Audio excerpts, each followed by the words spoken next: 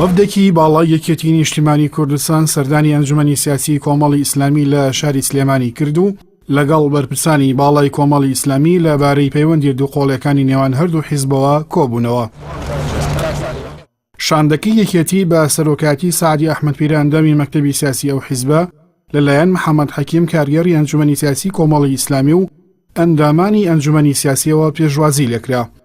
پاش کۆبوونەوەکە لە تیفشی عومەر و تەبێژی یەکێتی نیشتیمانی بۆ ڕۆژنامەنووسان ڕایگەیاند کۆبوونەوەکە بۆ گفتوگۆ بووە سەبارەت بە پەیوەندی دووقۆڵی مێژوویەکانی نێوان هەردوودا، سەبارەت بە وەڵامی پارتیش بۆ داواکاریەکانی یەکێتی لەبارەی پێکهێنانی حکوومەتەوە و تەبێژی یەکێتی وتی وەڵامەکەی پارتی وەڵامی شەراکەتی ڕاستەقینە نەبووە، جەختی لەوەش کردەوە حیزبەکەی ڕێکەوتنی شرافەتمەندانەی دەوێت و بەراوێت خستن و ژێردەستەی قبوڵ ناکات.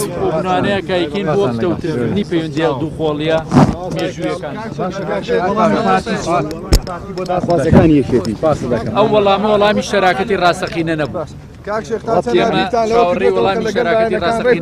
کۆبنەوەی دیکاکەن لەگەڵ پارتی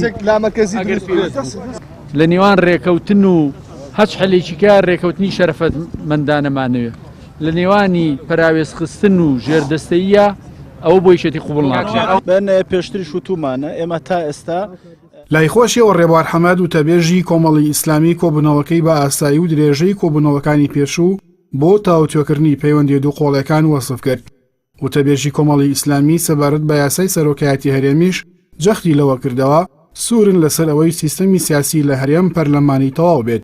دووباتیشتی کردەوە هیچ گفتوگۆیەکی جددیان سەبارەت بە بەشداری لە حکومەت لەگەڵ پارتی ئەنجام نەداوە. ئێمە هەر کۆبوونەوەیکی ئاسایی بوو. ئەمڕۆ وەفدی یەکێتی نیشتیمانی کوردستان سەردانیان کردین و ئەمە هەم لە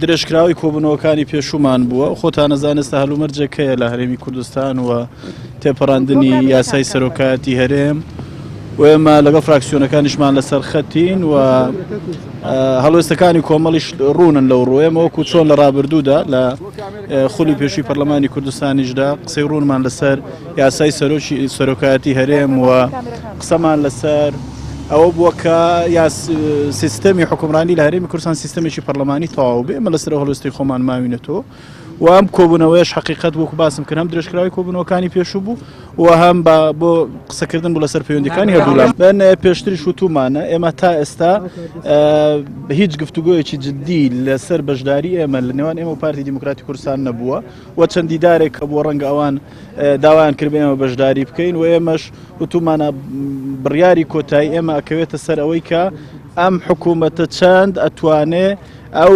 ئەجندای جێبەجێ بکات کە بەرنامەی سیاسی ئێمە تێدا جێبێتەوە، بەڵام تا ئێستا گفتوگۆی جددیمان نەبووە.